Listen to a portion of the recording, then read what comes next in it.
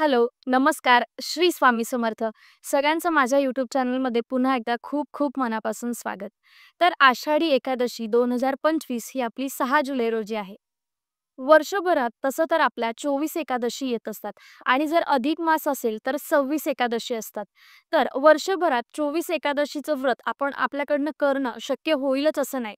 त्याच्यामुळे जर आपण आषाढी एकादशीला व्रतवैकल्य केली, सेवा केली तर पूर्ण 24 एकादशी केल्याचं पुण्यफळ आपल्याला लाभतं.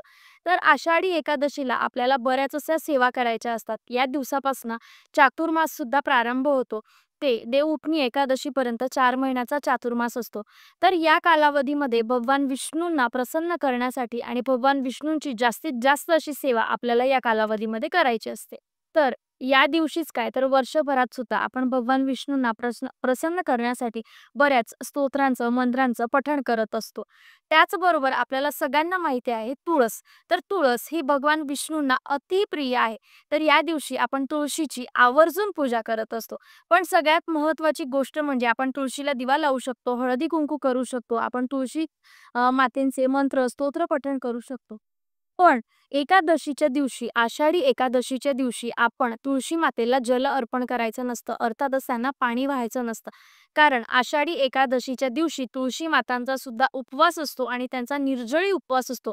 त्यामुळे आषाढी एकादशीच्या दिवशी किंवा एकादशीच्या दिवशी कुणीही तुळशीच्या झाडाला पाणी अर्पण करायचं नाही. एकादशीच्या दिवशी तुळशीची पूजा तर प्रत्येक जण प्रत्येक घरोघरात करत असतं. कारण हिंदू धर्माच्या मान्यतेनुसार प्रत्येक घरात तुळशीचा वास हा असायलाच हवा. पण त्याचबरोबर आषाढी एकादशीच्या दिवशी आणखीन 2 झाडांची आपल्याला पूजा करायची आहे. तर असं म्हणतात या 2 झाडांमध्ये साक्षात भगवान श्रीहरी विष्णूंचा वास आहे. तर सगळ्यात पहिलं झाड कुठलं तर ते म्हणजे केळीचं झाड. तर असं म्हणतात की केळीच्या झाडात भगवान श्री विष्णूंबरोबरच बृहस्पती देवतेंचा सुद्धा वास आहे.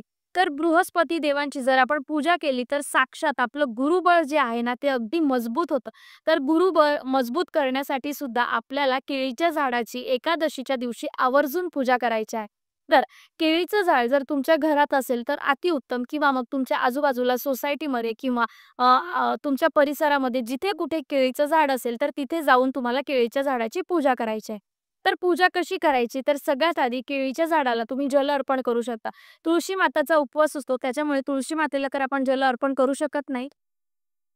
पण केळीच्या झाडाची आपण पंचोपचाररित्या पूजा करू शकतो. तर केळीच्या झाडाजवळ गेल्यानंतर आपण केळीच्या झाडाची त्यांना जल अर्पण करायचं केळीच्या झाडाला. त्याच्यानंतर हळद-कुंकू वगैरे करायचं आणि त्या झाडाखाली बसून आपल्याला विष्णू भगवानांची सेवा करायची आहे. तर आपल्याला तिथे केळीच्या झाडाजवळ विष्णू गायत्री मंत्राचा 108 वेळा जाप करायचा आहे. विष्णू गायत्री मंत्र हा नित्यसेवा ग्रंथाच्या प्रत्येक पुस्तकामध्ये दिलेला आहे. ओम नारायणाय विद्मही वासुदेवाय धीमही तन्नो विष्णू प्रचोदयात. तर या मंत्राचा 108 वेळा आपल्याला जाप करायचा आहे. जर हा मंत्र तुम्हाला पठण करता येत नसेल, बोलता येत नसेल, तर तुम्ही साध्या पद्धतीने ओम नमो भगवते वासुदेवाय नमः या मंत्राचा सुद्धा जाप करू शकता. शक्य झाल्यास जर तुम्हाला केळीच्या झाडाखाली विष्णू सहस्त्रनाम पठण करता आलं तर अतिउत्तम. अशा प्रकारे तुम्हाला केळीच्या झाडाची पूजा करायची आहे. आता दुसरं आणि महत्त्वाचं झाड ते म्हणजे आवळ्याचं झाड. तर आवळ्याच्या झाडात सुद्धा प्रत्यक्ष भगवान विष्णूंचा वास आहे. त्याच्यामुळे तुळशी आणि केळीबरोबरच आपल्याला आवळ्याची झाडाची सुद्धा पूजा करायची आहे.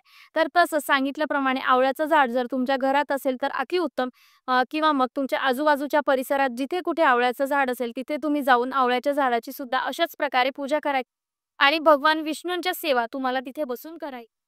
तर जितक्या जास्त सेवा करणं तुम्हाला तिथे बसून शक्य असेल, तितक्या तुम्ही करू शकता. तर भगवान विष्णूंची जी कुठली सेवा तुम्हाला माहिती असेल, ती सेवा तुम्ही याची करू शकता. या 2 झाडांमध्ये साक्षात भगवान विष्णूंचा वास आहे. त्याच्यामुळे आवर्जून आषाढी एकादशीच्या दिवशी या 2 झाडांची पूजा करायला विसरू नका.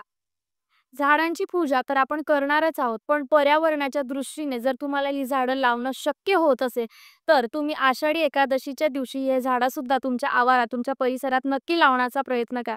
तर जसं आपण म्हणतो, की एकादशीपासून जर आपण तुळस लावली, तर तुळस छान फलते, फुलते. तर त्याचप्रमाणे तुम्ही केळीचं आणि आवळ्याचं झाडसुद्धा दिवशी लावण्याचा प्रयत्न करा. कारण जसं मी तुम्हाला सांगितलं या 2 झाडांमध्ये साक्षात भगवान श्री हरी विष्णूंचा वास आहे.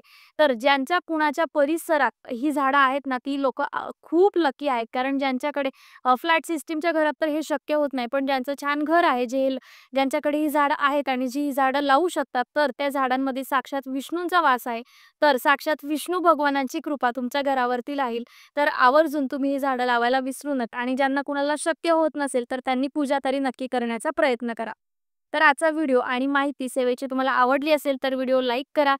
तुमच्या नातेवाईकांपर्यंत, मित्रमंडळींपर्यंत शेअर करा, जेणेकरून सगळ्यांना ही माहिती मिळेल.